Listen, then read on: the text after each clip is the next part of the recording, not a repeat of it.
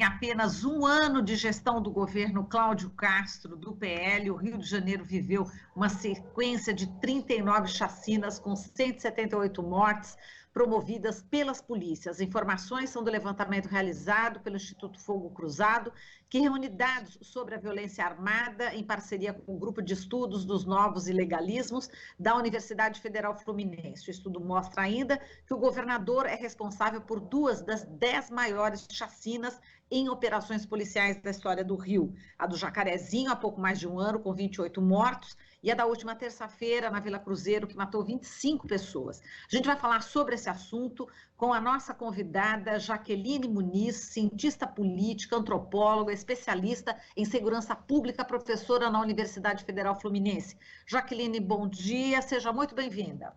Bom dia, Marilu, bom dia a todos. Já estava com saudade de vocês, né? De poder estar nesse espaço aqui livre, né? De discussão, de debate. A gente também estava com muita saudade de você, Jaqueline, mas agora, realmente, novamente, um episódio bastante lamentável, triste. A gente está falando de mortes de pessoas, né?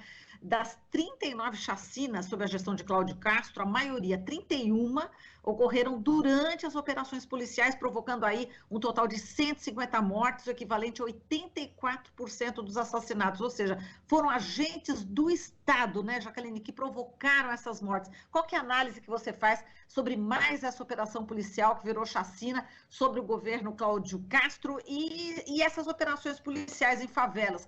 São realizadas há anos, né, Jaqueline, mas não acabam com as ocorrências criminais, né? Então, a primeira coisa é dizer o seguinte, né? Essa é uma reestreia do pior. Isto é uma rebobinagem, né, da tragédia anunciada. Por que eu digo isso? Porque tem 36 anos no Rio de Janeiro, e não apenas aqui, que se fabricou o falso discurso da guerra contra o crime e foi tirando a polícia do bem das ruas, né, e ampliando o espaço da polícia dos bens. Na verdade, em vez de a gente fazer o policiamento cotidiano, que produz controle sobre território e população, a gente brinca de síndrome de cabrito e de efeito barata tonta, ou seja, sobe e desce morro, produzindo o que eu chamo de justiça de espetáculo, policiamento de ostentação, que na verdade tem elevada rentabilidade político-eleitoral. Interessa mais para as urnas, para os criminosos, né, para quem está por cima da carne seca no poder do mundo criminal, do que propriamente para a realidade. Então, essa é a primeira coisa clara. Outra coisa importante que é preciso que a população saiba é que, no caso do Rio de Janeiro, fica muito evidente que nós temos vários governos autônomos. Tem o governo do Castro, tem o governo policial, tem o governo miliciano e os governos do tráfico, tá certo? O senhor governador não governa as polícias. Ele aceitou e liberou, né, para o mundo do pode tudo. Né? A minha polícia faz qualquer coisa e eu sigo por aqui, fazendo outra coisa. Eles acabaram, desde o Witzel, acabaram com a Secretaria de Segurança Pública, com os mecanismos de controle da ação policial, transformando a polícia, né, num governo independente e autônomo, que sabota a própria possibilidade de prestação de serviços policiais de qualidade. Tá certo? Então, por isso, que eu entro com o social e a polícia faz o que bem entende. Né? Seja lá no Jacarezinho, seja onde que quiser. E por quê? Porque, na verdade, as operações policiais, né, elas têm uma importância quando são feitas de forma qualificada. Mas do jeito que está, virando rotina, o que elas fazem, na verdade, é maximizar o poder, o prestígio, a capacidade de influência político-eleitoral de grupelhos policiais, né, que se aparelham a polícia, da mesma maneira no Judiciário e no Ministério Público. Está todo mundo brincando de faroeste, porque é dimensão visível aos olhos nus da população. Então, se trata de produzir um projeto que é a maximização da insegurança. Tem que lembrar, né, porque tem rendimento eleitoral. É isso que tem que ficar muito claro. Né? Operação policial não produz controle de território e população. O efeito da operação policial é limitado no tempo e no espaço. Por quê? Porque não existe estoque de repressão. Cada vez que você sobreemprega recursos policiais, você escasseia o policiamento cotidiano das ruas e enfraquece a própria capacidade repressiva da polícia. Portanto, é burro, né, você fazer cotidianamente. Né? A primeira coisa é que os resultados dessa operação não obedecem aos próprios critérios de eficácia, eficiência e efetividade que a polícia desenhou. O Rio de Janeiro tem 3 protocolos para uso de operações policiais, com 12 critérios de montagem de uma operação, porque a razão de ser de uma operação policial é produzir baixa zero e não matança. A razão de ser de uma operação policial é atuar em cenários de elevado risco, incerteza e perigo e reverter esse cenário, fazendo o relógio andar para trás. Não é isso que nós assistimos. Nós assistimos uma Polícia Rodoviária Federal que não tem tradição como corpo tático, não tem competência tática, técnica acumulada para ação em cenários instáveis. E foi lá por quê? Porque está todo mundo disputando orçamento, poder, autonomia. Aqui a gente fala de ingerência, não tem ingerência de menos, autonomia e descontrole demais na mão dos setores policiais, né? Sabotando a perspectiva da segurança pública. Que fique claro, tá? Como se você não controla, né, território e população, você não está dando qualquer prejuízo ao CNPJ do crime. Você fica cancelando o CPF, mas, né, a economia criminosa, que é também política, segue de vento em popa. Eu queria dizer que matar gente, matar criminoso, suspeito, né, é a demonstração cabal da incompetência, de que a polícia tem perdido para o 5º, para o 6º, para o 7º escalão do crime. Por quê? Porque para os grupos criminosos, para os donos do poder criminoso, o sujeito que vai na linha de frente trocando tiro, a vida dele é descartável. Ele é um uberizado, um precarizado, ganha mal na drogaria ilegal da boca de fumo, correto? Ele é um precarizado. Então, ele não pode se render, ele tem que cair na frente. O sujeito que faz a cortina de fumaça na linha de tiro, ele tem pouco valor, tá, nas organizações criminosas. Por isso, e ele não pode recuar, porque se recuar, o pessoal de trás, os chefões, metem bala nele, tá claro? Então, ele é a bucha de canhão, vamos dizer muito claramente. Quem está com a arma na mão, dando tiro na polícia, é a bucha de canhão.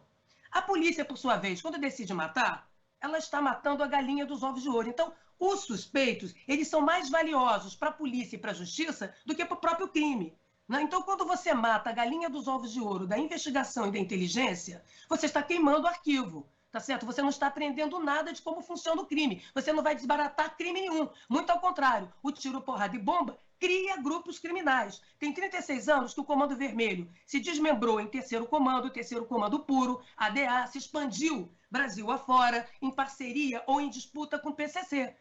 Tá certo? Então, ao contrário, a guerra contra o crime, ela produz, né? Ela produz os grupos criminosos para quê? Para poder subir o preço do alvará da propina, para subir o preço do arrego, né? E terceirizar territórios populares, né? Porque esses recursos criminosos são os recursos de caçadores de campanha, que fique claro. Tá? Então, olha bem, você sai matando por aí, né? Qual o problema? No mínimo, nós temos que nos perguntar, você tá silenciando a galinha dos ovos de ouro? Tá certo? Ora, quem é que está dando gargalhada hoje, feliz da vida e brindando, né? Os políticos que se beneficiam do caçador de campanha, da lavanderia do crime em suas carreiras eleitorais, e os donos do crime organizado no Rio de Janeiro, que não estão na favela. -1 para me delatar, correto? -1 para revelar como funciona o meu esquema, tá certo? Então, muitas das vezes, os policiais bem-intencionados vão lá, né, e fazem uma operação que desanda a maionese, que esquenta a chapa, que maximiza a incerteza, risco e perigo. Eu queria saber se tiroteio, invasão de domicílio, consta como abono na CLT. O trabalhador informal ou no mercado formal avisa para o patrão, não vou não, que está rolando mais um tiroteio, mais uma chacina aqui, tá certo? Então, percebem como ali na região do Cruzeiro, da Vila Cruzeiro, que é do Complexo do Alemão, que é marcado por sucessivas matanças, ali vive-se 75 mil pessoas. No Jacarezinho tinha 55 mil. Isso não é aldeia, tá certo? Isso não é um condomínio. Então é evidente que revelou ausência de padrão tático, de qualidade tática de ação, porque essa foi uma operação programada.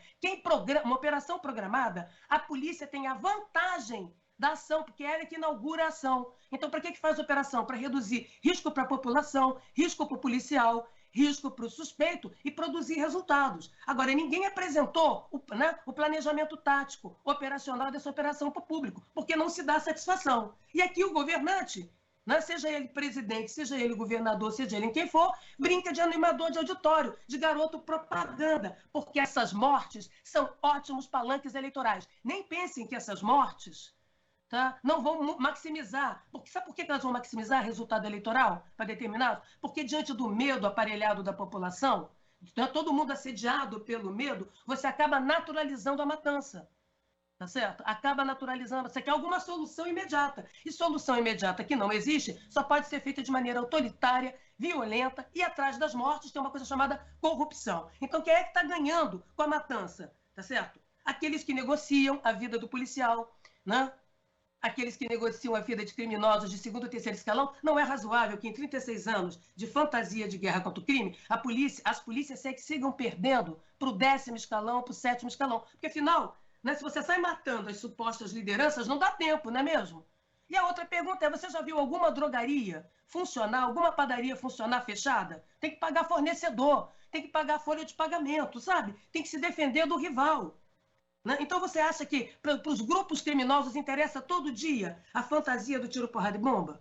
Mas o que nós assistimos aqui, né, é essa fantasia lavajatista. É o sujeito querer aparecer. Então vira justiça de auditório, justiça de Big Brother, polícia ostentação, polícia de espetáculo, porque eles viraram atores políticos que tomam decisão e governam no nosso lugar. O nome disso é milicialização.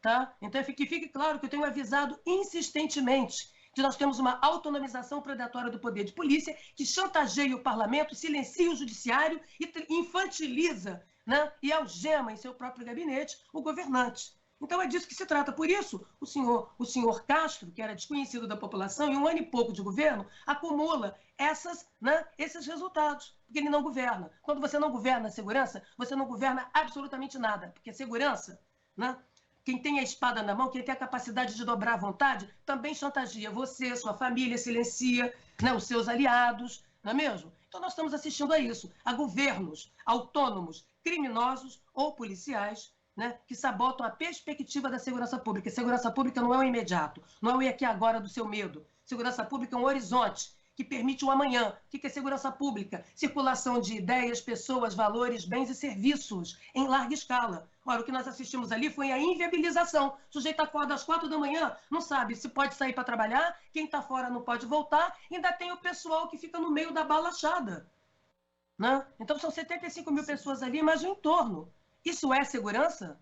Cadê os padrões táticos? Eu queria saber se as polícias ali, tá certo, cumpriram os 12 critérios de montagem de operação que eles próprios desenharam no protocolo de 2018, que segue desconhecido da população, e que foi uma exigência do Ministério Público, da Defensoria Pública, dos movimentos sociais da favela e das universidades. São 3 protocolos, da Polícia Civil, da Polícia Militar e da antiga Secretaria de Segurança. Tá certo? Então, essa lambança que a gente assiste tem a ver com essa autonomização, todo mundo batendo palma. Só que cancelar a CPF, estou respondendo ao presidente, não cancela a economia política do crime, não é mesmo? Cujo dinheiro, né, o dinheiro do crime vai para dentro das carreiras políticas, que são as melhores lavanderias. Tá claro? Então, quando você tem matança, é porque você tem uma rede de corrupção por trás. E hoje está todo mundo comemorando ali, entendeu? Nas coberturas, no Rio de Janeiro, nos palácios. Quer brincar sério, né, de enfrentar o crime organizado? Começa a visitar os palácios de governo. Começa a visitar as câmaras legislativas. Começa, né? Porque o mercado ilegal segue de vento em popa. Né? Terceirizando a população, terceirizando os serviços essenciais. Que isso é que dá dinheiro. Lá, gás, luz, né? TV a cabo, arrendamento de território. Né? Então é disso que nós estamos falando. Nós estamos assistindo a esse espetáculo que é a dimensão mais visível, o Marilu. Né? Então qual é a dimensão mais visível aos olhos nus do cidadão que está desamparado ali na esquina? A operação, porque ela é um teatro de larga escala. Ela é pertinente? É. 51% dos países da ONU possuem unidades especializadas para operações especiais. Por quê? Porque tem momentos que você precisa de um cirurgião. E o cirurgião não pode tremer a mão. Então você tem que tirar o generalista do PS e pôr um cirurgião. É para isso que existe um BOP, de inspiração como a SWAT. Tá certo? É para isso que existe, para você entrar em cenários adversos e fazer o relógio andar para trás. Você, né, intervir numa situação altamente crítica, produzindo baixa zero, reduzindo vitimização e letalidade. Aqui não. Aqui a vida, ou matar ou deixar morrer, o barateamento da vida, está revelando uma coisa muito curiosa. Por que será que foi a Polícia Rodoviária Federal, que não tem competência nem capacidade como corpo tático? Porque a própria polícia desconfia dela. Né? Não acionou o batalhão da área, né? Porque desconfia do batalhão da área. Não é mesmo? Né? Do mercado. Né? Não existe mercado sem sanção governamental. E essa sanção governamental, mercado ilegal, vem do crime, em parceria com atores estatais. É disso que nós estamos falando. né? E aí cria essa cortina de fumaça. E muitos policiais vocacionados vão para lá arriscar a sua vida num planejamento vagabundo, amador, cujo resultado envergonha qualquer corpo tático. Qualquer corpo tático que queira esse nome, qualquer unidade especializada que queira ter esse nome de SWAT, tem que ter mais qualidade tática de ação, tem que ter repressão com foco e qualidade. Então eles escasseiam a repressão. Olha que coisa burra, né? O problema, ninguém é contra a repressão. A gente quer repressão com foco, com qualidade. Eu quero a polícia agindo repressivamente enquanto eu tomo a minha cerveja no bar. Tá certo? Aqui não. Aqui, quanto mais você faz operações, rotiniza as operações, mais você entrega as ruas e a cidade, né, para as práticas criminais. Então, o cidadão vai para a rua, ele é assaltado, a pessoa é estuprada, a pessoa perde o celular, tudo mais, porque está todo mundo brincando. Entendeu? De tiro, porrada e bomba. Está disputando orçamento, poder e influência. É disso que está. Por isso que você vê juiz musculoso indo para a rua fazer operação, promotor abandonando, né? E querendo brincar de investigador na esquina. Percebe? Essa mentalidade que a gente viu no lavajatismo é a mesma das operações policiais, da fantasia, né? De uma polícia de like, né? De uma justiça de like. Tá certo? Isso é muito sério. E mais ainda, me desculpa, né? Nós não podemos seguir com políticos progressistas que, diante da reestreia do pior, eu queria dizer que em 2006 eu escrevi um artigo chamado Diante da Chacina. Depois eu escrevi outro, de opinião, chamando atenção para os problemas no salve geral, por conta do PCC e nos ataques do Comando Vermelho no Rio de Janeiro também, né, no meio da década de 20. Já temos quase 20 anos. É a rebobinagem do pior, é a crônica da tragédia anunciada, cujos problemas estruturais são os mesmos. E o problema é que nós assistimos às lideranças políticas deitando a cabeça no nosso colo e chorando junto com a gente, cortando o pulso tarja preta. O que eu espero de uma liderança política é que seja capaz de pôr os problemas no lugar certo. Porque se uma liderança política chora junto com a vítima, muito bem, é empatia, mas só faz isso, então ela não precisa me liderar, né? Eu, como sociedade, eu, como cidadão, me autocandidato. Tá certo? Então, você vê um silenciamento, né, do discurso. Né? Fica todo mundo esperando o além, o amanhã, o dia que o governo bom chegar, o dia que a desigualdade acabar, o dia que o emprego voltar, as pessoas vão ser menos violentas. Isso não é verdade. As pessoas precisam de segurança agora para ir e vir. Essa operação paralisou a vida de 75 mil pessoas, inviabilizou a produção de riqueza, a circulação da riqueza, do trabalho, tá certo? Fechou escolas, inviabilizou a prestação de serviços essenciais, sem que produzisse qualquer resultado de segurança pública. Esquentou a chapa, não esfriou, agradou a economia criminosa, alimentou o CNPJ do crime. Tá certo? É isso. É para brincar sério? Então vamos falar sério. E do outro lado, você tem os atores conservadores de direita que viram ventrílocos, animadores, garotos propaganda. Entendeu? Olha ali, mata mesmo, olha que legal. Certamente estão se beneficiando desse dinheiro criminoso. Tá certo? Tá? Porque a melhor coisa do dinheiro do crime é que você não precisa declarar no TRE, sabe? O dinheiro já é sujo mesmo. Então, as melhores lavanderias são candidaturas eleitorais. E tem sido assim no Rio de Janeiro faz tempo, e não só aqui. Né? Então, é preciso que as lideranças progressistas voltem a fazer um discurso sério de segurança pública que não seja mentira de preparo, inteligência e tecnologia. Que isso é um discurso neoliberal, conservador e mentiroso.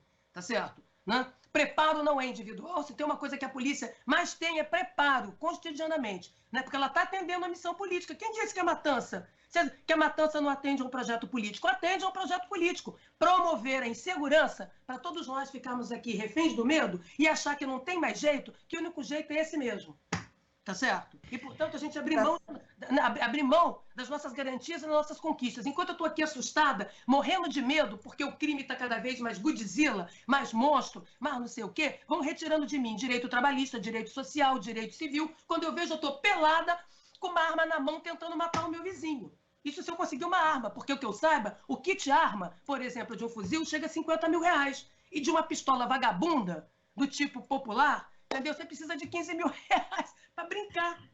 Tá certo? De matar o vizinho. Então é uma vergonha. Isso é uma vergonha. Né? O que está mostrando é como a polícia é insegura por dentro, como, né, a Polícia Rodoviária Federal também quer brincar de aparecer, de ser musculosa, né? Porque é assim que você disputa orçamento, é assim que você disputa prestígio e poder. Ao contrário, a ingerência não é do governo pela polícia, é da polícia dentro do governo. Quem dera que nós tivéssemos capacidade de comando e de governabilidade das polícias. É isso que leva à milicialização, né? A estados policiais, que é o que nós estamos assistindo. tem que voltar a pôr a cerca, parar de criar onça e engordar onça em quintal, que está mordendo o nosso braço. Então, para aqueles que gostam de fortes emoções, eu diria que hoje o crime, as chefias do crime estão comemorando o resultado da operação. Porque quem ganhou foram os policiais corruptos, subiu o preço da propina, subiu o preço do alvará, né, da drogaria ilegal, né, que funciona por aí, que são as bocas de fumo. Tá certo? Vamos ser claros, diretos, e vamos cobrar das nossas lideranças políticas que tenham coragem de colocar o problema no lugar certo. O problema é político, de governabilidade, de controle, né? Isso, se você gera governabilidade e que não precisa mudar a Constituição, não fica fazendo discurso, viajar na maionese de unificação, de desmilitarização, não. Você tem que controlar o potencial concreto de uso da força, tá certo? Você tem que controlar a capacidade de ação individual do policial e no uso do seu armamento. Isso são coisas de natureza administrativa procedimental. É vergonhoso ter que, depois de 36 anos de tragédia no Rio de Janeiro acumulado, a gente ouvir discursos que o cidadão da periferia sabe que não é verdade. A tecnologia, só para fechar, isso é muito importante, a gente põe tudo na conta da tecnologia, para depois dizer que o problema foi da geladeira. Eu nunca vi ferramenta desenhar a mão nem decidir pensamento. Nós estamos despolitizando a segurança, nós estamos escondendo os processos de responsabilização. Tá certo? Então, e a inteligência também pode ser para o mal, né? Porque você tem inteligência para matar, você tem inteligência para perseguir, você tem inteligência para chantagear, para produzir falsas provas. Então, quando alguém chega e diz que vai trabalhar com preparo, inteligência e tecnologia, não me importa se vem do mundo progressista, de onde vem, está mentindo, está beflando, mostra que não sabe do que está falando, e a população embaixo olha e fala, vou continuar aqui sendo dominada pelas dinâmicas criminais violentas, hora da polícia, hora da milícia, hora do tráfico. Jaqueline, a gente agradece muito aqui a sua participação, o jornal já acabou, mas a gente te convida numa outra oportunidade para a gente aprofundar ainda o tema. Jaqueline, muitíssimo obrigada, um forte abraço, se cuida, viu? Beijo. Para você.